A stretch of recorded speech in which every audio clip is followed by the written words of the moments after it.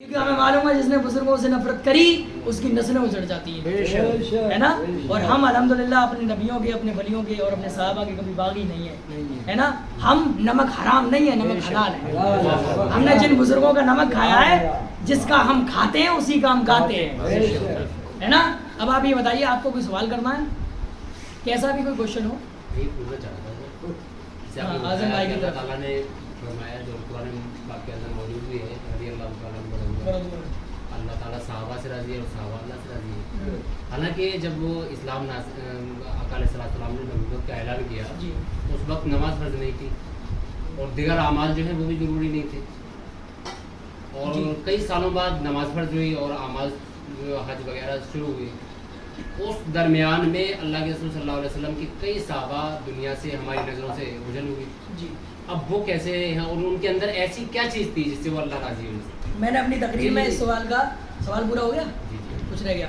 میں نے اپنی تقریر میں اس سوال کا جواب دے دیا تھا کہ صحابہ کو جو دوسری فضیلتیں ملی ہیں وہ حق ہیں. سب سے بڑی فضیلت ہے ایمان کی حالت میں نبی سے ملاقات. سب سے بڑی فضیلت ایمان کی حالت میں نبی سے ملاقات. حضرت اویس کرنی نبی کے دور کے ہیں لیکن صحابی نہیں ہیں، نہیں ہے. کیوں؟ ایمان والے تھے، محبت تھی، عبادت کرتے تھے، ماں کی خدمت کرتے رہے زندگی بھر، لیکن صحابیت کا درجہ کیوں نہیں ملا؟ نبی کی زیارت نصیب نہیں ہوئی، ہے نا. تو سب سے بڑا شرف جو ہے، اور صحابی کہلاتا ہی تب ہے کہ نبی کی بارگاہ میں آ کر ایمان کی حالت میں ملاقات کر لے اور ایمان کی حالت میں دنیا سے چلا جائے. تو جب یہ شرف حاصل ہو گیا، اب چاہے اس وقت نماز فرض ہو یا نہ ہو، اس وقت نماز فرض ہو یا نہ ہو، زکوٰۃ کا حکم آیا ہو یا نہ ہو، جہاد کا حکم آیا ہو یا نہ ہو، اس سے کوئی فرق نہیں پڑتا، ہے نا. یہ ایڈیشنل فضیلت ہیں، اضافی اور بڑھ گئی. لیکن جو صحابیت کی فضیلت ہے اس میں تو سب ایک ہے نا، چاہے اولین زمانے کے ہوں یا آخری زمانے کے ہوں. تو صحابیت کی جو فضیلت ہے وہ سب کو حاصل ہے. اسی کی بنیاد پر اللہ کی رضا ملی ہے. اسی ابو جہل بھی تو نبی کی زیارت کر رہا تھا لیکن صحابی ہوا نہیں. کیوں؟ ایمان نہیں تھا نا، ہے نا. تو یاد رکھیے، نبی کی زیارت بحالت ایمان اور پھر دنیا سے بحالت ایمان جانا، یہ صحابیت ہے. اور اس صحابیت کا درجہ ہی اتنا بلند ہے، اسی کی بنیاد پر خدا کی رضا انہیں مل گئی، ہے نا. کیونکہ صحابہ اس وقت نبی کے بارگاہ میں ایمان لائے جس وقت نبی کے اوپر ظلم و ستم کے لوگ پہاڑ توڑ رہے تھے، ہے نا. اور نبی پاک صلی اللہ علیہ وسلم صبر کر رہے تھے. صحابہ اجازت لیتے تھے، یا رسول اللہ ہمیں حکم دیں، ہم تلوار اٹھائیں کے خلاف. آقا کہتے تھے لم عمر، ابھی مجھے حکم نہیں ہوا، ابھی مجھے حکم نہیں ہوا. اور جب حکم ہوا تو دنیا نے دیکھا کیا ہوا، ہے نا.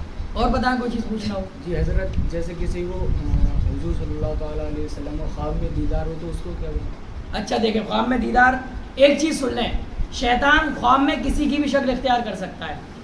شیطان خواب میں، بولیے، کسی کی بھی شکل اختیار، لیکن نبی کی شکل، لیکن نبی کی شکل اختیار نہیں کرتے. اب یہ دعویٰ حدیث سے ثابت کر رہا ہوں میں. پہلے دعویٰ پھر دلیل، کیونکہ دلیل دینا کس کا کام ہے؟ دعوے دار کا نا. کتنی بار بتا چکا ہوں، جو کلیم کرتا ہے برڈن آف پروف، یعنی پروف کا بوجھ تو اس کے اوپر ہے. تو میں نے دعویٰ کیا، دلیل سن لیں. آقا نے حدیث میں فرمایا من رآنی فی المنام فقد رآنی، جس نے خواب میں مجھے دیکھا تو یقیناً مجھے ہی دیکھا. فرمایا فإن الشیطان لا يتمثل بی، ایک حدیث میں ہے لا يتکوننی، کہ شیطان میری شکل میں آ ہی نہیں سکتا. تو جس نے نبی کو خواب میں دیکھا یقیناً اس نے نبی ہی کو خواب میں دیکھا، ہے نا. یار یہ کیسی بات کر دی، نبی خواب میں آنا ہے پھر تو زندگی بدل جائے گا. اب زندہ ایسی آنکھوں سے دیکھنا تو ہماری آپ کی کوئی حیثیت ہے نہیں، وہ بات اور ہے. اللہ کسی پہ فضل فرما دے. اعلیٰ حضرت ہے، بڑے بڑے بزرگان دین ہیں، کچھ اعلیٰ حضرت نے ایسے ہی دیکھا. بہت سے بزرگوں کا ذکر ہے. سرکار غوث اعظم تو کہتے ہیں کہ جہاں جہاں میرے جد اعلیٰ یعنی میرے نانا جان میرے نبی نے قدم رکھا، وہی میں نے قدم رکھا، سوا نبوت کے قدم کے، سوا نبوت کے قدم کے. کسی نے پوچھا سرکار غوث اعظم جب قضاء حاجت کے لیے، قضاء حاجت تو سمجھتے ہی ہیں نا، جب حاجت کے لیے یعنی لیٹرین وغیرہ جب کرتے تھے تو زمین کا منہ کھلتا تھا، اندر چلی جاتی تھی. تو لوگوں نے، کسی نے دیکھا، سوال کیا کہ حضور یہ آپ کے ساتھ کیوں ہوتا ہے؟ یہ تو نبی کے ساتھ ہوتا تھا. تو کہا تم کیا سمجھتے ہو، میرے اندر وہی خون ہے، میرے نبی کا خون ہے، میں اپنے نبی ہی کا تو نواسا ہوں. میں نے سوا نبوت کے سارے قدم وہاں رکھے ہیں جہاں میرے نبی نے رکھے ہیں. تو اللہ تعالیٰ نے یہ سرکار غوث اعظم کو قوت عطا فرمائی. ولیوں کے سردار ہیں. اس کے کب تک؟ جب تک امام مہدی نہیں آ جاتے. کب تک؟ جب تک امام مہدی نہیں آ جاتے تب تک سارے ولیوں کے سردار سرکار غوث اعظم ہیں، اور تمام بے شک، اور سارے ولیوں کا حساب سرکار غوث اعظم کی بارگاہ میں ہوتا ہے۔ سرکار غوث اعظم کی قوت کا یہاں نہیں، الگ ٹاپک میں چھیڑیے، دیکھیے پھر 1 گھنٹے کی تقریر ہو جائے گی۔ ایک بات بتا دیتا ہوں، سرکار غوث اعظم کا یہ حال ہے۔ سرکار غوث اعظم جب تقریریں کرتے تھے تو جس جگہ بیٹھتے تھے ممبر پہ، تو تقریروں میں یہ ہوتا تھا کہ جیسی آواز آگے آ رہی ہے ویسے پیچھے جاتی تھی، مائک کا تو کوئی وجود ہی نہیں تھا، اور آپ کی محفلوں میں کوئی بے ہوش ہو کے گرتا تھا، کوئی خوف الہی سے مر جاتا تھا، کوئی نان مسلم آتا تو لاکھوں کی تعداد میں لوگ ایمان لاتے تھے۔ یہ حال تھا سرکار کی۔ ارے کہاں سرکار غوث اعظم ہے، نام سنتے ہوئے ہیبت طاری نہیں ہوتی ہے؟ نام سنیے، سرکار اعلیٰ حضرت نے خود اپنی کتابوں میں جہاں ذکر کیا ہے، جو فیض مجھے سرکار غوث سے ملا ہے وہ مجھے کسی سے نہیں ملا، ہے نا۔ اسی لیے تو سرکار اعلیٰ حضرت دیکھیں، آپ ہرا کے بخشش اٹھائیے، اس کے بعد دیکھیے، تو ہے وہ غوث کہ ہر غوث ہے شہدا تیرا، تو ہے وہ غیث، غیث بولتے ہیں کنویں سے، تو ہے وہ غیث کہ ہر غیث ہے پیاسا تیرا۔ یہ ہے سرکار غوث اعظم کے بارے میں سرکار اعلیٰ حضرت نے جو عرض کیا۔ تو بات یہ عرض کر رہا تھا میں، سرکار غوث اعظم کی قوت اللہ نے وہ قوت دی ہے، خود فرماتے ہیں وما منہا شہور و دہور تمر وتنقضی الا اتالی، جتنے بھی مہینے، جتنے بھی سال اور زمانے آنے والے ہوتے ہیں وہ پہلے میری بارگاہ میں حاضری دیتے ہیں اور بتاتے ہیں کیا ہونے والا ہے، تب وہ گزرتے ہیں۔ یہ طاقت انہیں کس نے دی؟ کس نے دی؟ اللہ نے، اور اللہ اس پر یقیناً قادر ہے، بے شک اللہ اس پر یقیناً قادر ہے۔ اللہ تعالی ہم سب کو صحیح طور پہ اپنے ولیوں کا ادب و احترام اور ان کی تعظیم کرنے کی توفیق عطا فرمائے۔ اللہ تعالی ہمیں شرک، کفر، بدعت، فسق اور تمام گناہوں سے بچائے۔ آخری بات یہ کرنا تھا، جیسے آپ نے فرمایا ابھی سلطان الاولیاء غوث اعظم آپ کوئی آج کے دور کا ولی کہے اور ان کے نقش قدم پر نہ چلے تو ولی ہے نہیں۔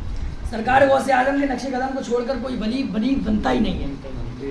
کوئی ولی سرکار غوث اعظم کے نقش قدم کو چھوڑ کر ولی بننا چاہے تو وہ ولی غوث اعظم نے کیا فرمایا؟ قدمی ھذا علی رقبۃ کل ولی اللہ، میرا یہ قدم ہر ولی کی گردن پر ہے، میرا یہ قدم ہر، اور اسی دور میں ایک ولی نے انکار کیا تھا۔ ارے سن لیں، سرکار کریم نواز یہاں موجود تھے اس وقت، زمانہ وہی ہے، تھوڑا زمانہ پایا ہے، ملاقات ہوئی ہے کہ نہیں؟ ظاہری طور پر اس میں اختلاف ہے، ہاں اس میں سرکار غوث وہ جنہوں نے نہیں مانا تھا، لیکن جب سرکار غوث اعظم نے بغداد میں یہ بات کہی ہے نا، یہ دل، یہ جگر، یہ آنکھیں، یہ سر ہیں، جہاں چاہو رکھو قدم غوث اعظم، یہ سرکار مفتی اعظم نے عرض کیا سرکار غوث کی بارگاہ میں۔ تو سرکار غوث اعظم نے جب یہ اعلان کیا بغداد معلیٰ میں، بغداد شریف، اللہ تعالیٰ ہم سب کو بغداد کی حاضری نصیب فرمائے، تو بغداد معلیٰ میں جب یہ کہا قدمی ھذا، میرا یہ قدم علی رقبۃ کل ولی اللہ، تمام اللہ کے ولیوں کی گردن پہ ہے، تو پوری دنیا کے ولیوں نے یہ آواز سنی اور سارے ولیوں نے اپنی گردن ایسے جھکا دی۔ ایک اللہ کے ولی تھے شیخ ثنا نام کے، انہوں نے، ان کے اندر کچھ آ گیا تھوڑا سا، کہا گیا نہیں میرے اوپر کسی کا قدم نہیں، انہوں نے کیا کہا؟ میرے اوپر کسی کا قدم نہیں۔ تو حضرت غوث نے اسی وقت کہہ دیا جو میرے قدم کو اپنے گردن پہ نہ مانے، اس کے گردن پر خنزیر کا قدم، اس کی گردن پر۔ تو پھر حالات بگڑے، وہ درجہ ولایت سے نیچے گرنا شروع ہوئے شیخ ثنا، اور شیخ ثنا جب ولایت سے گر گئے تو انہیں ایک سویپر سے پیار ہو گیا، ایک لڑکی سے، مہترانی سے، ایک سے پیار ہو گیا، اور بعض روایتوں میں عیسائیہ سے پیار ہو گیا، ہے نا، کسی عیسائیہ سے پیار ہو گیا۔ اب ان کے یہاں خنزیر کھایا بھی جاتا ہے، پالا بھی جاتا ہے، بڑے شوق سے کھایا جاتا ہے، ہاں۔ تو جب معاملہ بڑھا اور وہ دیوانے ہو گئے اس کے پیار میں، ان سے ولایت چھین لی گئی پہلے تو، ان سے، اور ان کے مرید بہت تھے کیونکہ اس وقت تو ولی تھے، ولایت چھین لی گئی، اور جب سرکار غوث اعظم ہی ولایت بانٹ رہے ہیں تو دے گا کون ہے؟ تو ان سے ولایت چھین لی گئی۔ تو جب ان کا معاملہ اس لڑکی سے بڑھا تو رشتے کی بات آئی، تو اس کے باپ نے شرط رکھی کہ تم ایک کام کرو گے، ہمارے یہاں جو خنزیر پلتے ہیں انہیں اپنے کندھے پہ اٹھا کے یہاں رکھ کے لاؤ، تب ہم تم سے اپنی بیٹی کا نکاح کرائیں گے۔ یہ منظر ہوا، انہوں نے خنزیر کو اٹھا کے یہاں رکھا۔ جب ان کے مریدوں نے یہ منظر دیکھا شیخ ثنا کے، اب مرید بوکھلاتے، چلاتے، چیختے سرکار غوث اعظم کی بارگاہ میں حاضر ہوئے کہ حضور برباد ہو گئے ہم اور ہمارے شیخ صاحب، حضور ایسا ایسا منظر ہو گیا، جو آپ نے کہا تھا وہ سچ ہو گیا۔ اور اسی وقت ان ولی کے دل میں بھی آیا یہ میں کیا کر رہا ہوں، تو انہوں نے فوراً خنزیر پھینکا، توبہ کری، سرکار غوث کی بارگاہ میں آ کر معافی مانگی، پھر سرکار غوث نے انہیں دوبارہ ولی بنایا۔ تو سرکار غوث کی طاقت کا یار میں کیا بتاؤں، یہ ایک الگ ٹاپک ہے۔ امام شتنوفی کی بہجت الاسرار سب سے معتبر کتاب ہے. جی جی. اور امام شتنوفی وہ زبردست امام ہیں کہ امام ذہبی خود ان کی مجلس میں آگے بیٹھتے تھے. جی. اور امام ذہبی کو کون نہیں جانتا؟ وہ امام ذہبی کہ دا سائنس آف حدیث جس کے بغیر ادھورا ہے.